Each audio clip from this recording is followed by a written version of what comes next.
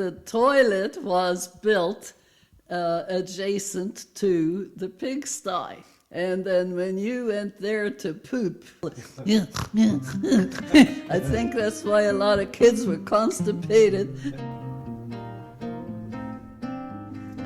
Welcome, welcome, welcome. You are listening to the first episode of Stories with Vavo.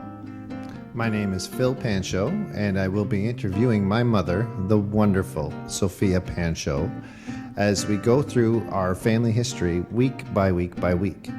This is an idea I had pitched to her back last year, and we're finally getting around to sitting down and doing some recordings. I apologize for some of the audio issues that we had this week. I'm trying to mix them out, but I'll try and find some better recording devices for next time. I had a lot of fun with this conversation. It's pretty much wholly unedited, and we just had a good conversation. So I hope you enjoy it. 7th day of January 2025, the birthday of my oldest son. He's 63. How is that possible? I'm only 21. But I digress. So welcome to everyone who's listening. We are starting Stories with Vavo. This is episode 1. And first one, so it's going to be a little shaky. Yeah, and I'm going to start with the day of my birth. And I know it was a Thursday, February 29th, 1940. And it was a stormy night. In those days, in the Azores, no telephone. And my papa had to go running out to get the midwife in the pouring rain. My mom was home by herself.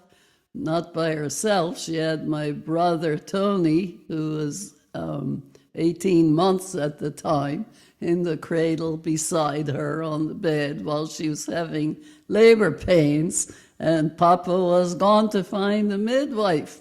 Nothing to it. He was gone so long, by the time he got back with the midwife, I had already been born.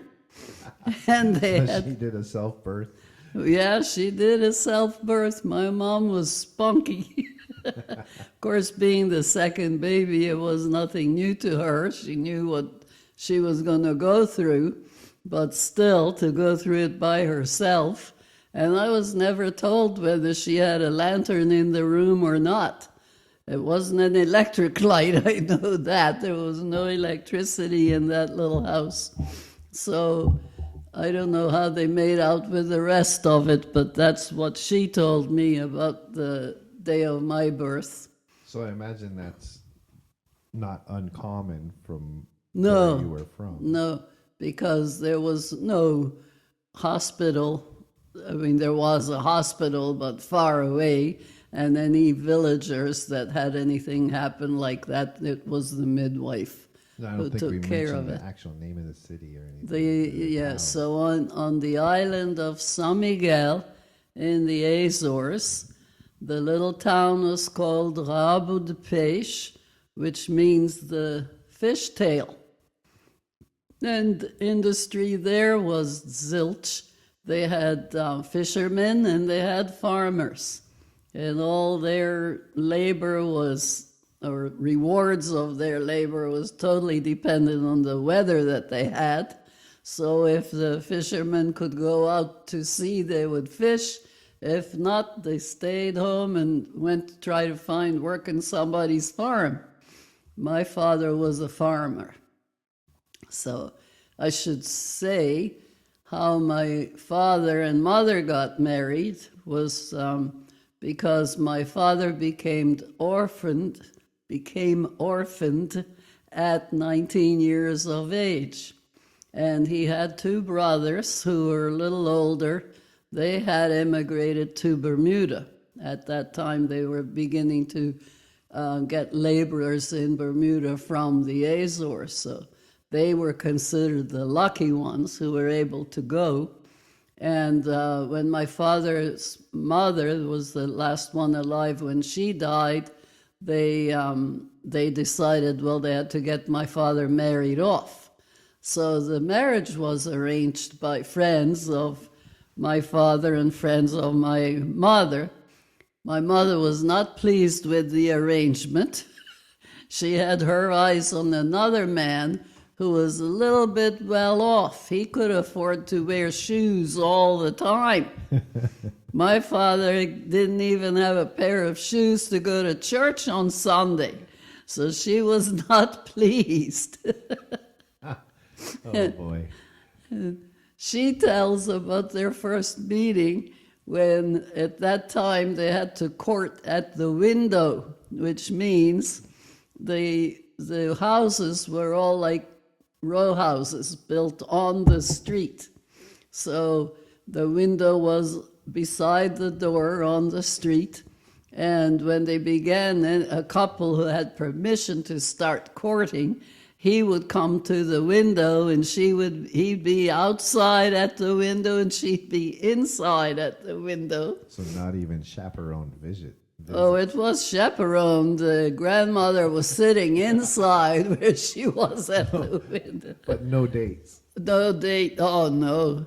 So, and this goes on until just before they marry. He's allowed to go sit inside, but that's with the parents sitting there. Oh, So what they like do. Bridgerton. So anyway, Mama's story about this is that he came to the window and he said, "How are you?" She said, "I'm fine. How are you?" "Oh, I'm so mad. So-and-so had promised me that I could use his donkey for transporting my vegetables, and he started just bitching." And she said he never stopped. Ever? And ever stopped. He was always grumbling about something. But he was lucky enough that, after me came Esther. 18 months later, we had Esther. And she was the belle of the town, because here was this little Portuguese baby born of two dark-eyed, dark-haired people, and she's got greeny blue eyes and blonde hair. How that happened, nobody knows. Well, there's no denying now that you're sisters. Yeah. Yep. So anyway, when she was 8 months old was the time that my father went to Bermuda as well to join his brothers. And his intention was that he would work there for a few years and save some money and go back to the Azores, buy a piece of land and be his own man. Well, my mother had different ideas. She didn't want that. She didn't want to stay on the island. And she wanted to go to Bermuda because an older sister was already living in Bermuda. Which one was this? Angelina. Yeah. And she was very happy there. And of course, according to standards in our town, they were rich, rich people. So my mother wanted a piece of that action. Anyway, Papa went, and he couldn't read or write, so he got his, it was his brother's wife who used to write letters for him, and that's how they corresponded. My mother could write, but he couldn't. So whenever there was something to be written, she would write, and he would get his brother's wife to write back for him. How old were you when he went to Bermuda? When he went, I was 2.5. Because Esther was 8 months old. Yeah, I'm 18 months older than her. So I should figure out what year that was. I was born in 40. Esther was born in 42 in October. And so when she was 8 months, that would be June. Yeah, it was in the summer, June, July of 43 that he went to Bermuda. So So you really had no memory of him. no, didn't know him at all.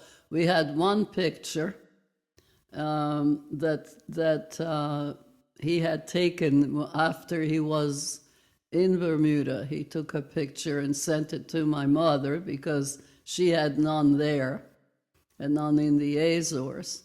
And then I remember in our early years, we have that picture, the three of us with my mother, and Esther was just barely a year, that she sent for him. Because after he'd been there a little while, they had enough money that they could actually get somebody to make a picture and send. Nobody had cameras. You had to go to a photographer and have a sitting. So when you're living in the Azores, in basic poverty then? Well, we didn't think it was, because my grandmother was still living there with my grandmother had seven children, 6 girls, and the last was a boy. Whoa. And then her husband died when the boy was like 8 years old. And that's like a curse in the Azores, because women did not have paying jobs unless they became a teacher or a doctor, nurse, professionals like that. But the rest of the women were homemakers. And my mother's family did a lot of embroidery work, and they would take their work to the city, where there was a factory that turned out all these beautiful tablecloths and works of art that were all totally handmade. And so they would go and pick up the cloth and materials and everything for a project, and then they would sit home day after day doing the embroidery. So that was the only way they earned money. But when my older aunts, Mary and Antonina, were in their late teens, maybe I think one was 18 and the other had just turned 20, they got an opportunity because a lady they went to Rhode Island in the U.S. Somebody who knew my grandmother knew that she was now widowed, and they knew somebody in Rhode Island, an elderly couple, who needed someone to live in with them, look after them. And so my 2 aunts went. They got room and board for looking after this elderly couple and cleaning their house. And in the meantime, they were able to get factory jobs. So the 2 of them got jobs in the factory and used to dutifully send money to my grandmother to help her keep the family fed.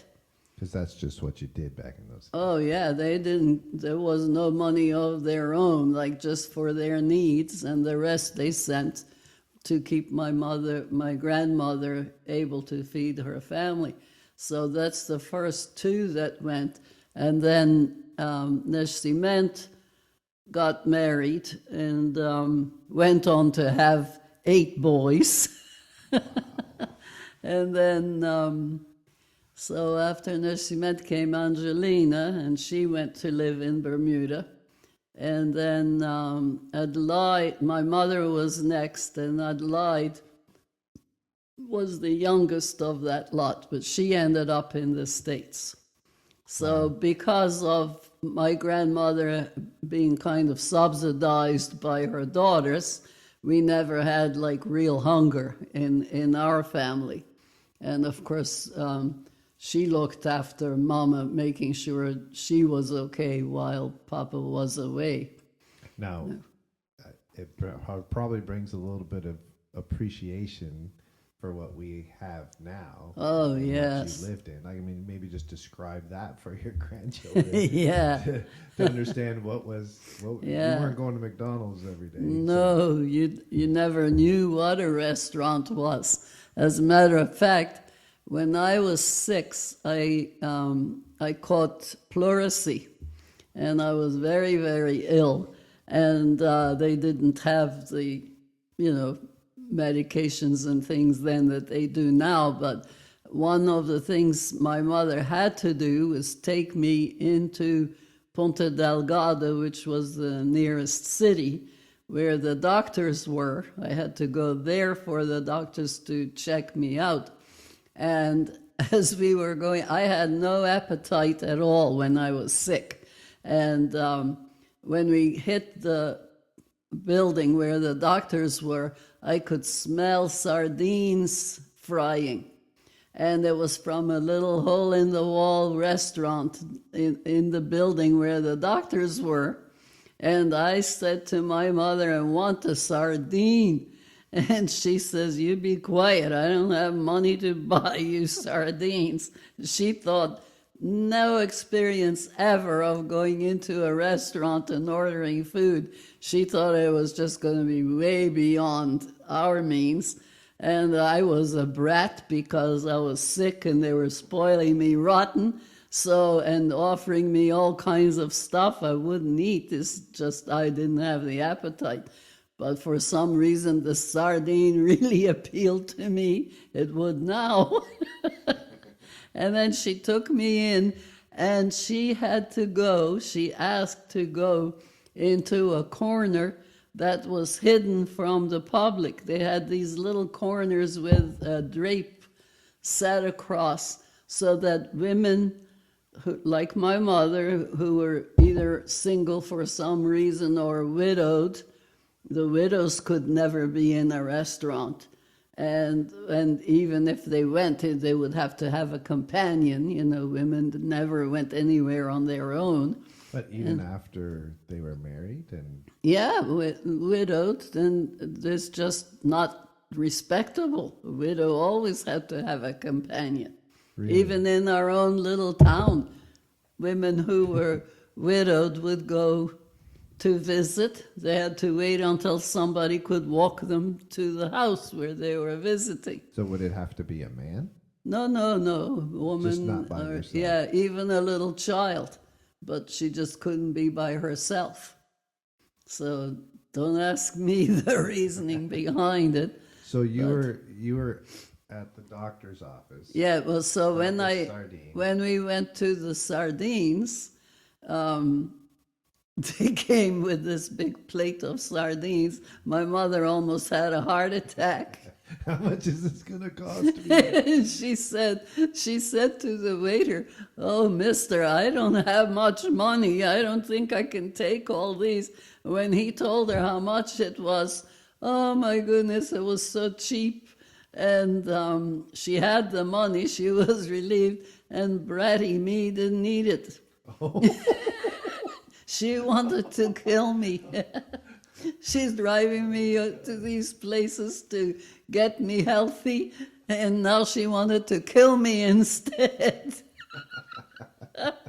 That's what a 6-year-old will do, right? Yes. So anyway, I digressed. I don't know where I was going before that. Well, we were talking about just what life was like. Life was like, yeah. And then we were living in the house where my father was born, and all of us were born.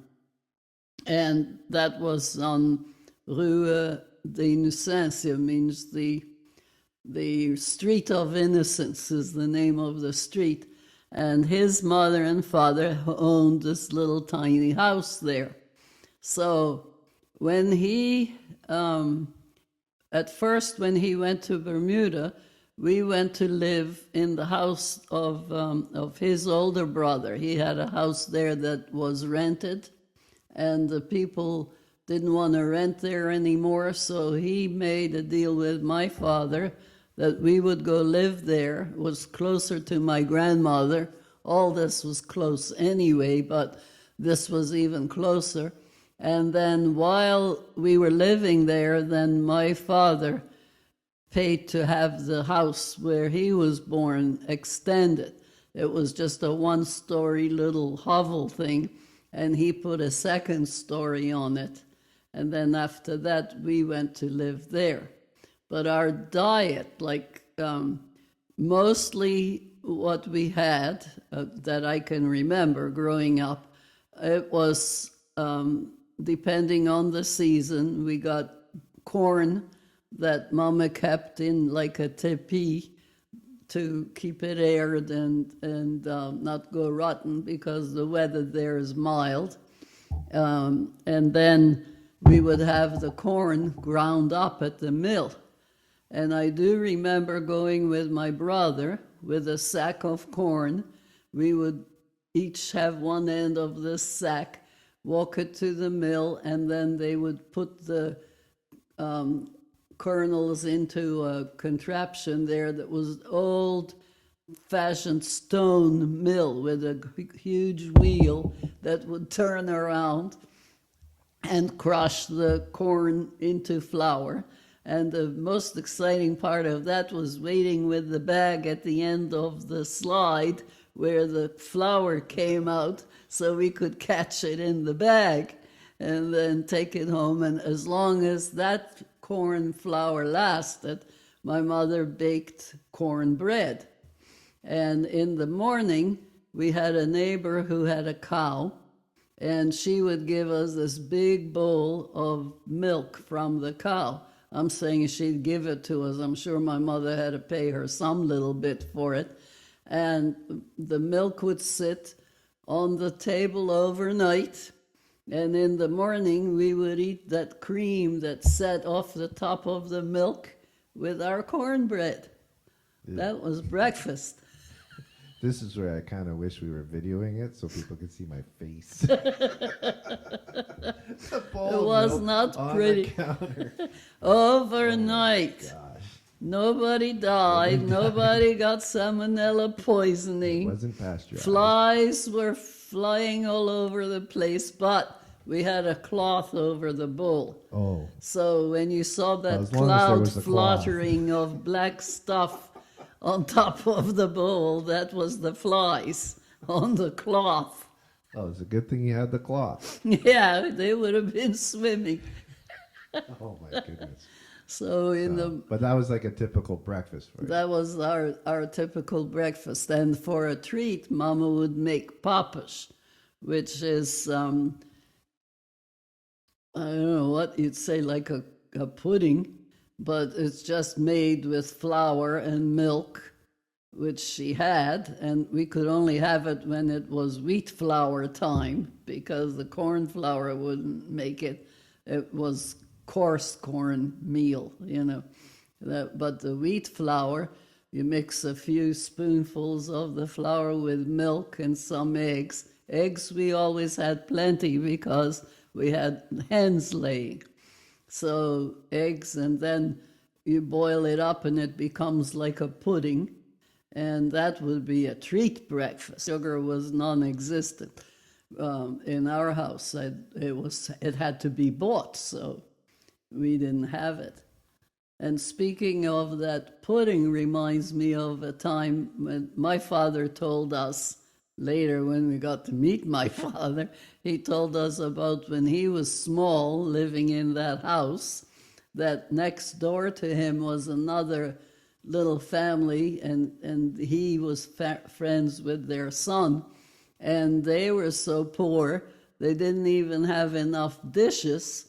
They had two plates and one plate that had broken in half, and he and the son shared the two halves of that plate, and that lady gave him papas on one half of that plate.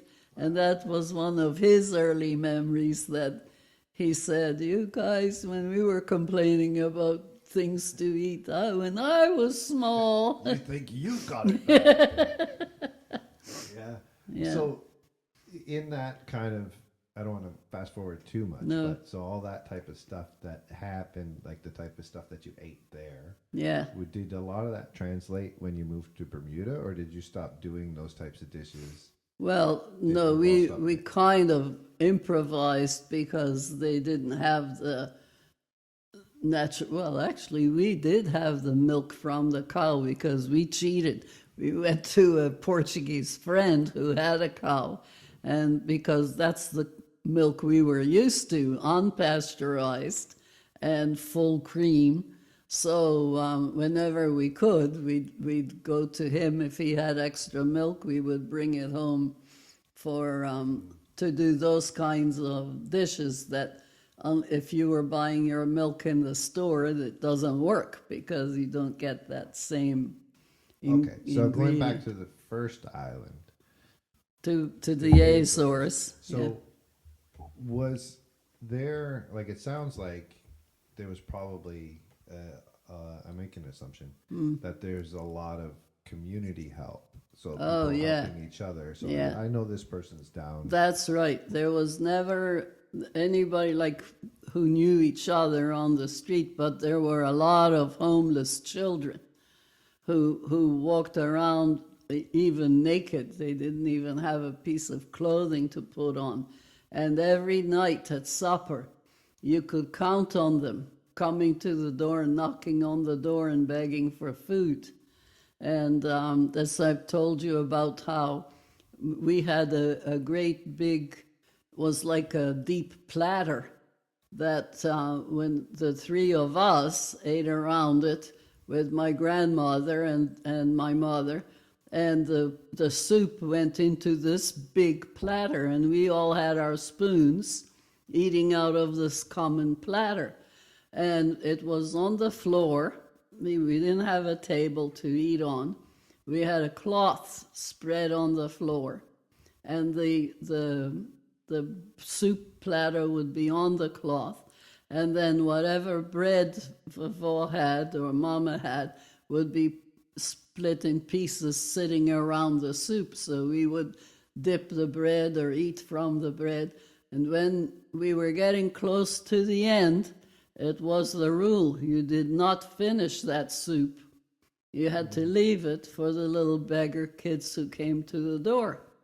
So whether you were still hungry or not, you already had your fill, and then even crumbs from the bread, she would fold the cloth and drop the crumbs into the soup, and whoever came first to the door got dibs at the soup that was left.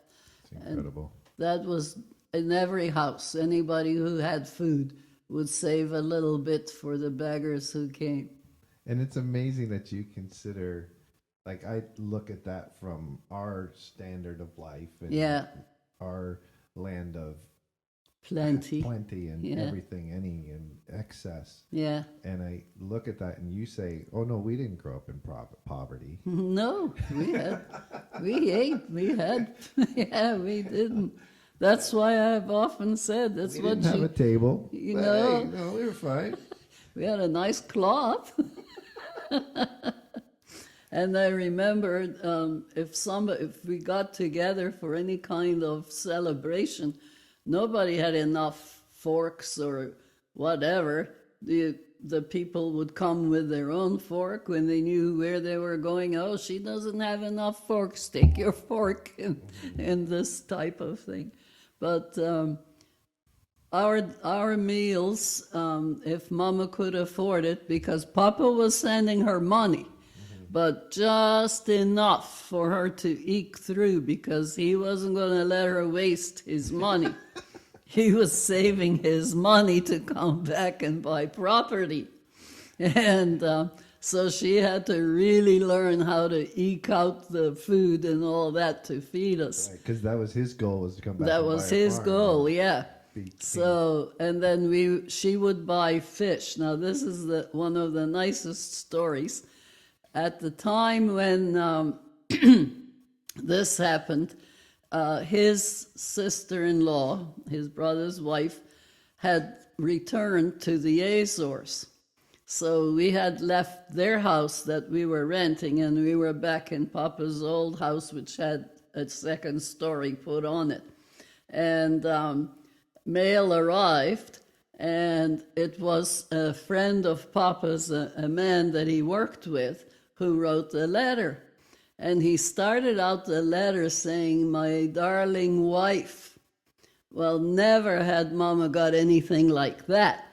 And she jumped up. We were having fish. 4 little fishes were on the plate with the hot sauce, mouille de vilain, which is wine and garlic and peppers.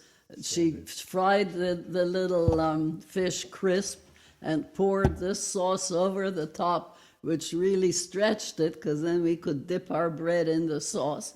And she said, "You kids eat, leave my fish. I am going to my sister's." She was so excited she had to read this letter to her sister because Papa called her my darling wife. And she didn't even know it was, well, she knew it was the guy writing it, but Papa probably never knew he wrote that. The other woman wrote just business. She never embroidered it with darlings or anything. So she was gone so long. By the time she got back, Tony kept saying, "Well, I'm just going to take a little bit off the tail here."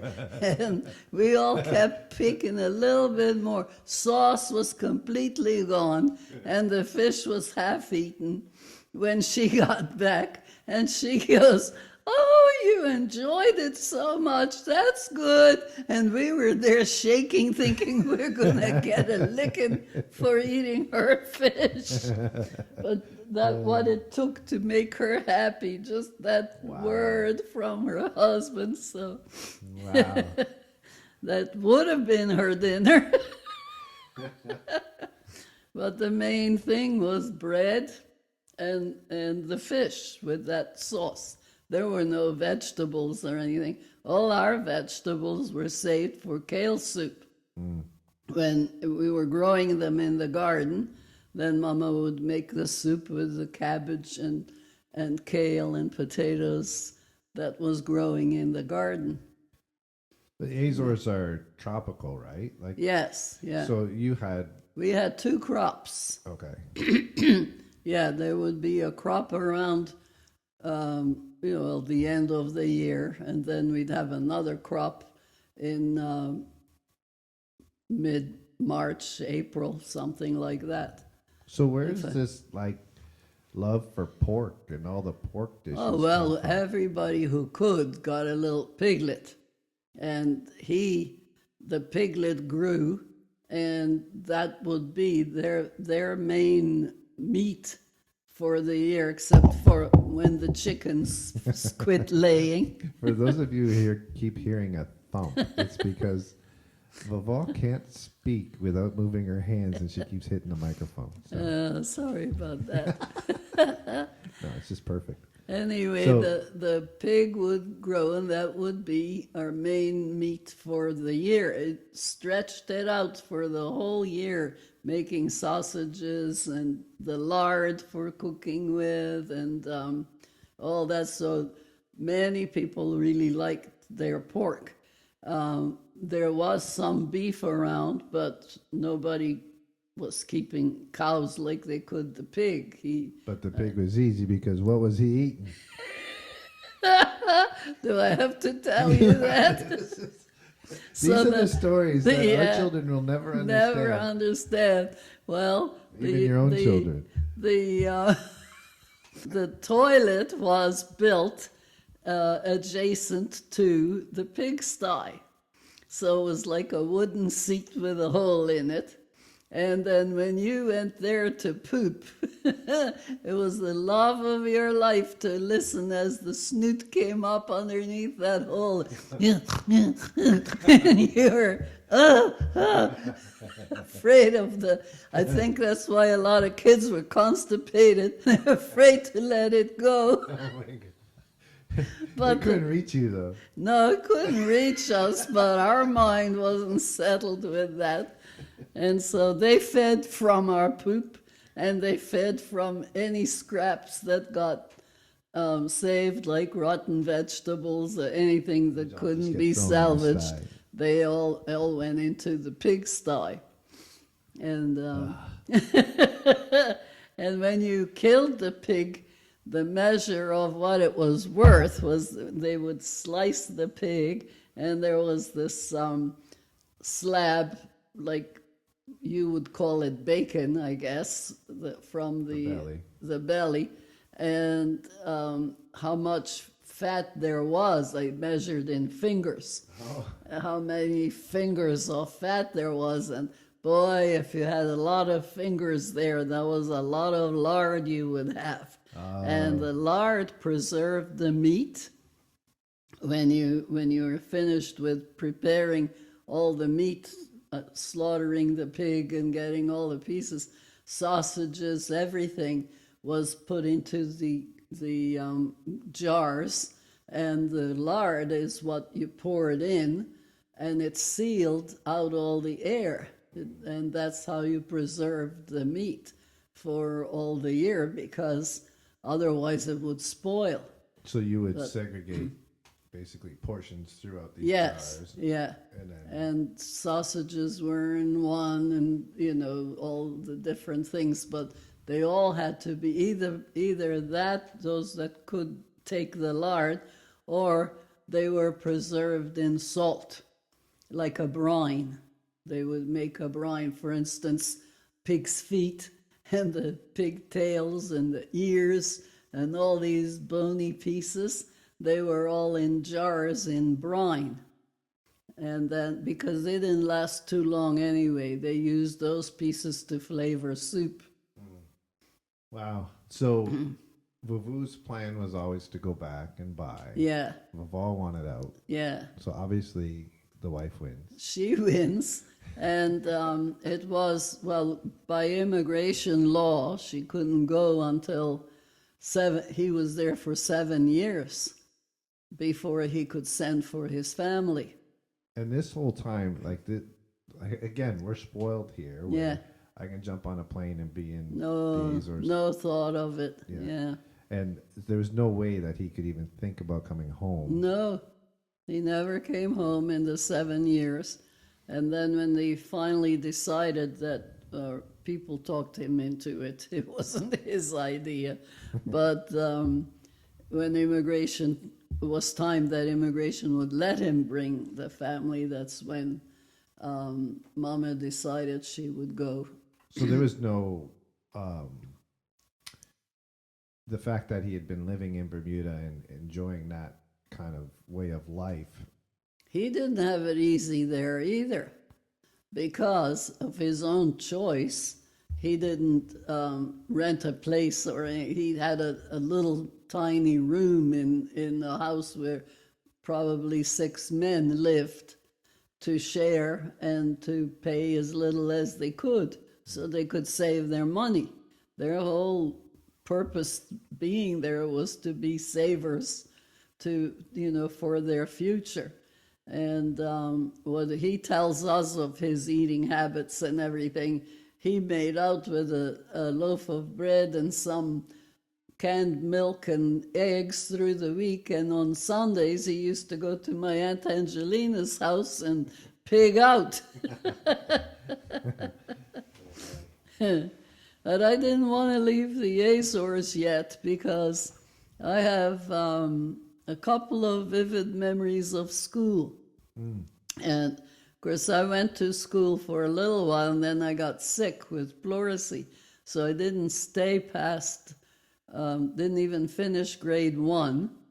And then I was sick at the time when I was supposed to have my first communion, so couldn't go to the church, but they brought my communion to me in bed. And I have a picture sitting in bed with Mama took. Now, this is supposed to be my first communion, but she put all boxes of medication all around me. That's to prove to Papa she was buying medicines with all that money that he sent. So, but after that was when they somebody talked Mom into a healer, this healing woman. They said, you have to take one of the child's garments to this woman, and she'll tell you what to give her to heal her. The woman never came to me, but my mother took one of my undershirts.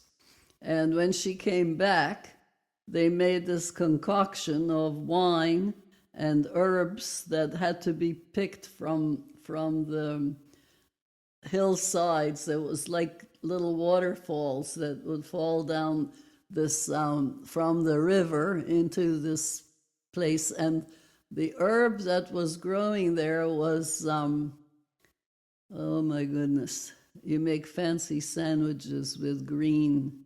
Arugula. No, not arugula. Oh my God. Agrilang was Portuguese. I'd have to look that up again. I know it. Cucumber and little green things in the sand. Anyway, this herb, which grew in that particular place, they had to pay a little boy to go down the crevice of this, what do you call it? Well, I'm losing all my words. The crevice was rock coming down, and he had to climb down and pick this weed as he went along. And then they put that in with wine and honey and buried it under the ground, which I understood later was because it ages the concoction faster when it's buried. There's no interference from sunlight or anything like that. So after about a month, this concoction was buried, and they strained out the drink, and I had to drink that in the morning and at night, and began to improve immediately. My appetite came back. I began wanting things to eat, and all, being at the brink of death before. As a matter of fact, one of our neighbors, I was so weak, my mother had warned our neighbors to keep vigil because they thought I was going to die any day. And I asked her to bring me some red bean soup. That's when I started to feel a little better. They didn't realize I was improving. And the neighbor brought me a little plate of red bean soup, sneaked it in when she was supposed to be watching me, and Mama was taking a break. And I was fine. I didn't get sick or anything from the soup, but as then I started to improve, and they attributed entirely to this herbal drink because nothing else they were giving me was working. How hard would that have been for your mom? Yeah. When, you're making this thing, waiting for your daughter to get better, and it's supposed to sit in the ground for a month. Yeah, that's so you were right. sick that whole time. I was sick, yeah, improving. And not improving. And I couldn't walk. I was that weak. They had to carry me everywhere. And then, when I began to improve, and they started to introduce me to, I wanted food. Then I started to ask for food. And so after I healed again, I had to learn to walk all over again. Really? Yeah, my legs were so weak from not being used. Oh, right. Because they carried me everywhere. So then they took me to, when I was able to walk again, then I started school again. And now this was second grade and in a different school. And the first school that I remember was a nice lady teacher, although she spanked me once because I was walking on a wall that was wobbly and deep drop if you fell off the side of it. Oh my God. And we had been warned not to be on that wall, but I was going to give my try too. So not a little angel all the time. And the other school, what I remember, was learning long division. Now, this is second grade, and I would have been no more like my late 7th year, and we were doing long division. That means like 6 or 8 numbers and divided by 2 or 3 or whatever they decided. And the teacher had this long pointing thing, like a stick. And she would point, or he actually would point to the board and say, what number is this? What number is that? And if he turned around and you was misbehaving, that pointy thing got you right in the back of your hand. Wacko! So now, how many children are there in this class? Now, is In it that class, everybody in the same class? Is it like frontier schoolroom with all no, the kids? we had 2 grades in that class, and then because it was just a small little place, and then from there you had to move to another building for further education. But I only went to that one because when I was 9, then we went to Bermuda. But there, the latrines were what stick in my mind, because they were these little concrete stalls outside, and they were just a hole in the ground. And sometimes you'd go out there and somebody had gone all over the outside of the hole. You didn't have a place to put your feet. Oh my! It was terrible. Hygiene in that little island should have killed us all. Maybe it made you stronger. It was awful. But I remember that really well, because I can remember from my 6th year, but my earliest memory as a little child was when we lived with in the house where my father's brother rented us.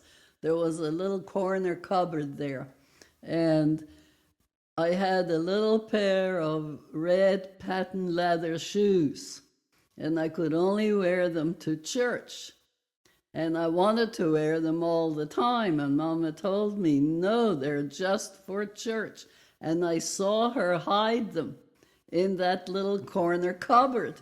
So one time when they were all busy working or anything, I can remember so clearly opening that little door, getting my shoes out and putting them on, and did a run right around the room with my red shoes, and then I put them back in the cupboard.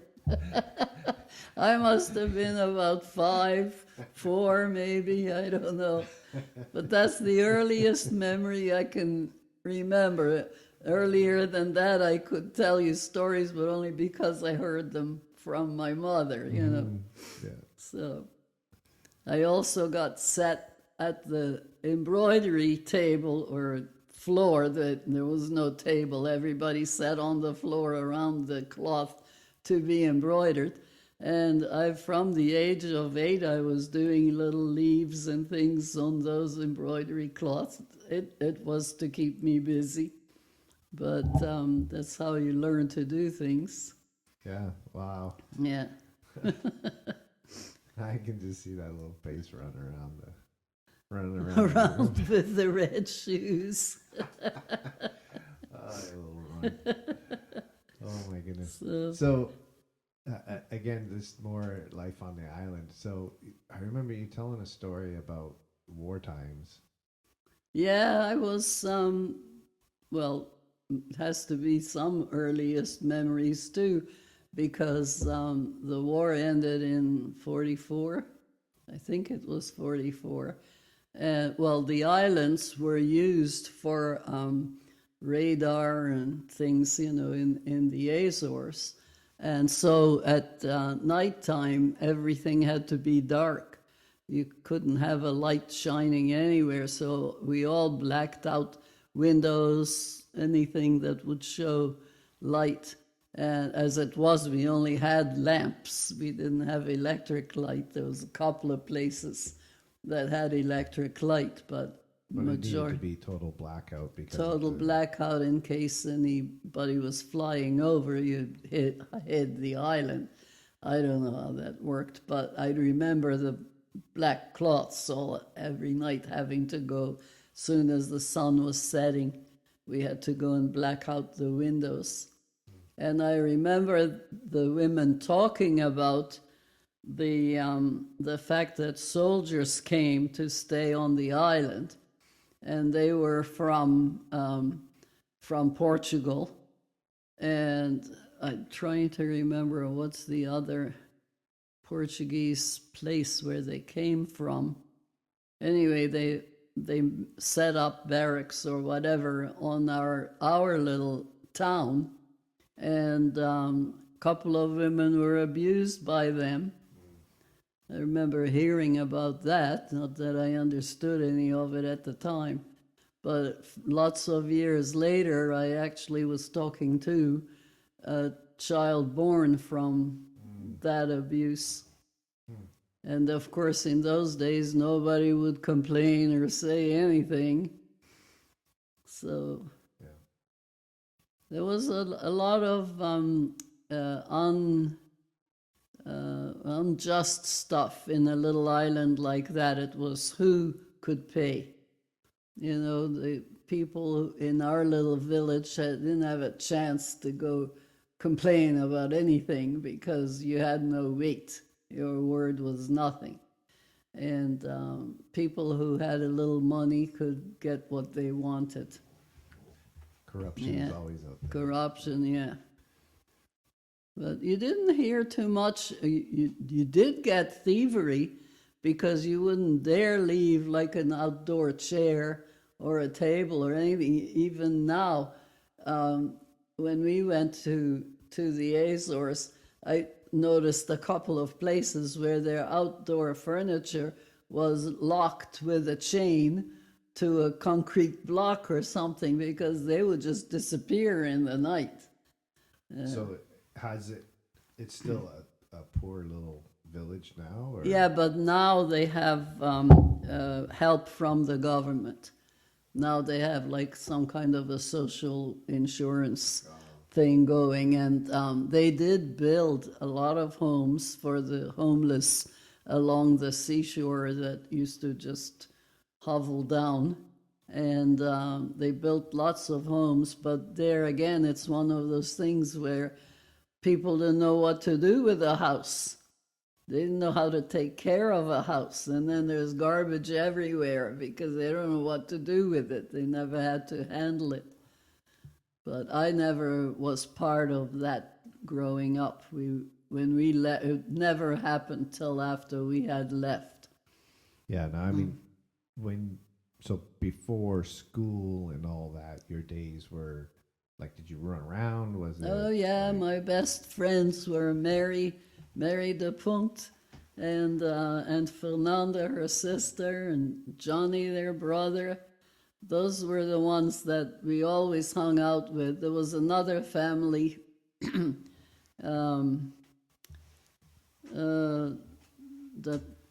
Pivas, who was like my mother's maiden name, but an uncle or something of hers.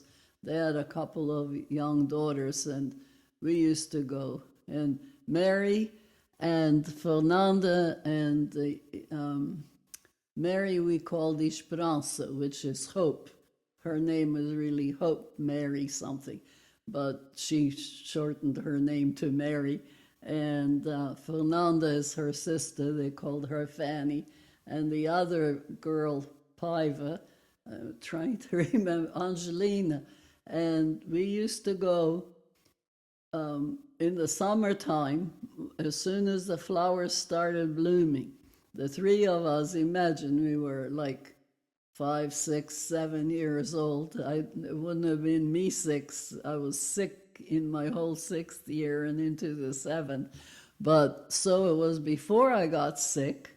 And Mary is my age, 2 days difference.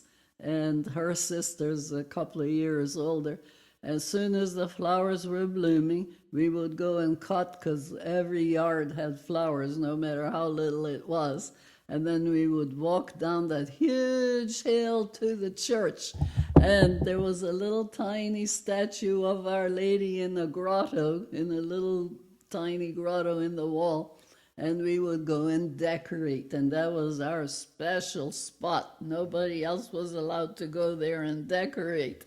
I could just wish I could see it now because my mind has it as a very beautiful little statue and grotto, but who knows what 5-year-olds were doing, right? It wasn't a bathtub. It wasn't in the bathtub. No, it was a little grotto in the back yard of the church. And when we were there last, I never went to the back to see if there was still an open area there, because they had did a lot of work to the church. So I don't know if that was still there. But later. Well, we were talking about you running around as a kid. Oh, yes. And one of the things I had to do is play lookout for one of our cousin relatives. She was courting at the window stage, of course, but she had hours when she could court. And her father had gone down into the market, which was quite a distance away from their house. But they had to come back. There was kind of a curvy hill, and his head would appear, before he got close enough to see the house. So I'm supposed to be looking out for when his head would appear. It's coming. Yeah. I was supposed to say, sure, I'm coming, but I was too busy playing, and I never saw him till he was right up to me. And then I went yelling, Olivia! At least I know where I get it from. Anyway, and that Olivia is the one who ended up buying our old house. Oh, that's the one when you went. When we went to visit, we went to see her. That was in 2018. Right? Yes, yeah. Wow. Imagine. Wow. And she remembered that. She remembered that I didn't look out for her father coming. That was amazing. Oh, that's too funny. I never forgot that she had a whole family of little dolls, the tiny little rag dolls. And you would make a mother, father, and as many children as you wanted. And the furniture was made from matchboxes. And they would put one matchbox on top of the other for a drawer. You put a little bit of match in the hole and then pull your drawer out. Dresses and everything were cut out of little tiny bits of fabric in the drawer for the family. Wow. And that's how we didn't have iPads. Yeah. We had all these hours spent doing those things, and she would let us help with a lot of stuff, but she would never let me sit upstairs and play with the family. Next time you come. So she always had to be there. She had to control what her precious stuff was. It would be amazing to see one of those. Never again, I imagine. So, did you make those as kids, or did the parents make them for you? No, the children made their own, yeah. And we would compare. My head looks better than your head. And all that. I remember Mary de Pont Fernande and Mary that you know. You know Mary, don't you? Louis de Pont's wife. Oh, she's the one. It was Danny who knew them, yeah. When we went to the Azores. And their mother sewed. And, of course, my mother sewed. And our big treasure was like a little shoebox. The shoebox itself was a treasure because you never had a box. But if you managed to get one, that was really a treasure. And we would collect all the pieces of fabric. And some were prettier than others. And we would sit for hours just looking over each other's pieces of fabric and look how pretty that one is. And sometimes exchange one and then later get really mad because he didn't really want to exchange it. You didn't want to trade. But there was just little tiny scraps that were left from sewing that the parents couldn't do anything with it. It never got thrown out. But we kept them in our little boxes to play with. And these we used to make the little tiny dresses and things. Yeah. So they weren't sewn with machine or anything. It was all our little needle. Yeah. Here's a bunch of 5-year-olds with a sewing kit. Yeah. My sister, I'm thinking again of what we did. Like we would sit on our doorstep, the front door that was on the street. And we were sitting there. Esther and I were both embroidering. We had a little piece of cloth and we were doing our embroidery. And she had on a red dress. Now, this is the explanation they give us. A bull came up the street and spotted her red dress. I don't know which one of us was moving. It had to be emotion, not the red dress. But I stood up and she stood up and the bull headed right for us.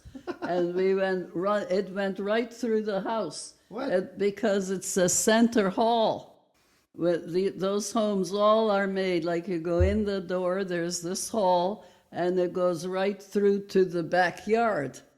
And the bull went right through the house, chasing Esther, because I moved over, and she kept running. And the bull, my grandmother was most upset because it went through the garden where the vegetables were, but those yards were all joined with a tiny little low wall, and he just kept going through the yard. They never had to bring him back out through the doors. I don't know whose house he went through to get out. How did Esther get away? Did she turn too? I don't know. All I know is the bull had gone chasing. She must have got grabbed. My mother was in the kitchen, yeah. Mama was in the kitchen and grabbed her when the bull went through. Oh,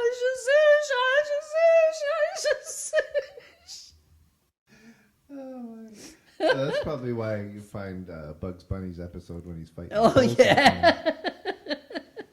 Oh, boy. Yeah, we had our time. I know what I was thinking of before was speaking about the beaches and things. The waters around our town were very rough, and there were rocky boulders and all. With the boys, of course, would want to go on those rocks and jump into the ocean. And there were certain times you could jump when the wave was coming in. Of course, my brother Tony had to be part of all that. And a gang of them had gone down to the beach, and somebody ratted and told my mother that Tony went to the ocean with the boys. And so she grabs me to go with her down this little street that led to the beach. And I am crying already because I know what she's going to do. When we passed an orchard, she cut a branch off, grabbed a branch off one of the trees. And as it turned out, she didn't have to go too far because the boys were all coming back up. They're fully dressed, laughing and talking. Mama says to Tony, "Where have you been?" "Oh, just playing down there." "Oh, you didn't go in the water?" "Oh, no." She says, "Come here." And he goes to her. She licked his face. "Oh, you haven't been in the water. So where did you get all that salt on your face?" And the stick came out, whack. So you're crying because you know I'm crying. I knew he was going to get it. And of course she had to take you because it wouldn't be appropriate to be. No, she couldn't go. No, you weren't with her. No, it wouldn't be appropriate for her to walk by herself after him, you know.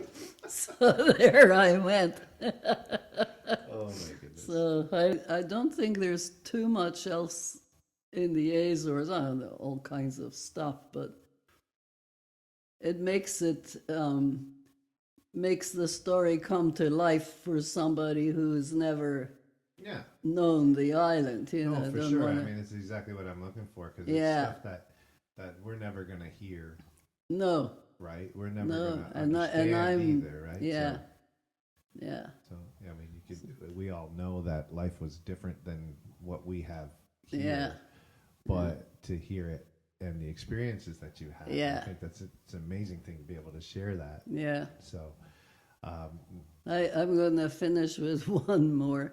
sounds It good. was my uncle Manuel went back to live in the Azores, and across from him was a family, hard-working people they turned out to be, but the father was a drunkard and abusive. And nobody corrected him, you know, because the father is the king of the house, and if he thinks you need slapping around, you need slapping around. But he was terrible. And shortly after my uncle Manuel went to live right across the street, he could hear the screaming and all coming from the house. And he went next door on his side of the street. What's going on over there? So much screaming. Oh, that's probably Bernard beating up the kids. Says, what? Because he'd lived in Bermuda a long time then. And he said, people don't do anything about it. That's his house. It is it? He went in there, he knocked on the door, yelling and screaming still going on. So he walked in, he grabbed him by his shirt and dragged him outside and beat the crap out of him. And the guy was lying on the ground just in a mess because my uncle was a big guy and he was strong. And he said to him, I ever hear a sound coming from that house again, you're going to get the same treatment again. There was no fear of anybody going to the police or anything like that, you know. They just got left to their own designs. Wow. And so I was really proud, and I was very young at the time too, because we knew the little kids, like there was one my age, and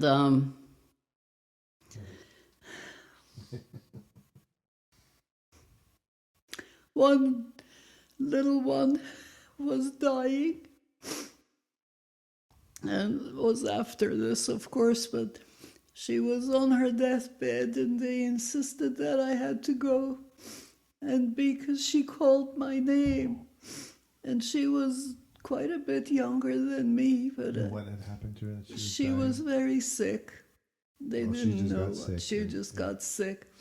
It wasn't from a beating, no, but just the family. And then I stood beside her, and I said to Mama, I don't know, why am I going there? I can't make her not die. And she says, just go because she called your name. She wants you there. And I watched her. And she looked me straight in the eye and smiled and died while I was looking at her. So it was, I should have known better than to tell that one. But it was that awful family, and you know, after that, he was a completely changed man. He even stopped drinking. And after she died? Yeah, after, but that was very shortly after he got his beating. Yeah. And then, of course, he was probably totally frustrated because he couldn't feed his family and, you know, whatever, but he was cruel to them. But when my uncle made him see the light, and then they just totally reformed and not mean like he had been.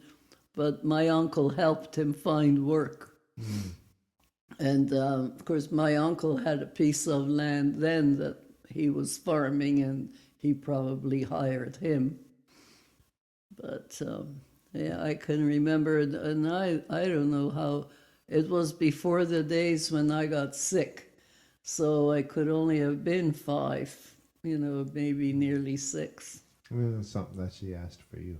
Yeah, and she was younger than me, but she always called me, and we would hold hands and run together. You know, she was like Georgia and Violet now, that kind of age difference.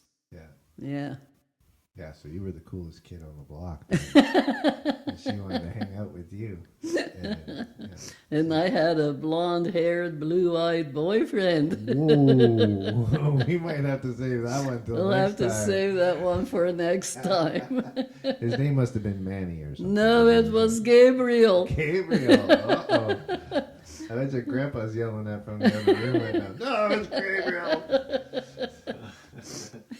Well, thank you so much. Yeah. I think this is a great start. Well, thank you. And we will pick this up again. Yeah, maybe now when I think of something, I'll write it down so I don't get stuttering when we're talking. Yeah, I think we can pick up a little Azores next week. And then Yeah. we'll also pick up the journey across the Journey to Bermuda, yeah. That is one worth telling. sea. Yes, Yeah. beautiful. Well, thanks, Mom. Thank you, honey. Love you. Love you.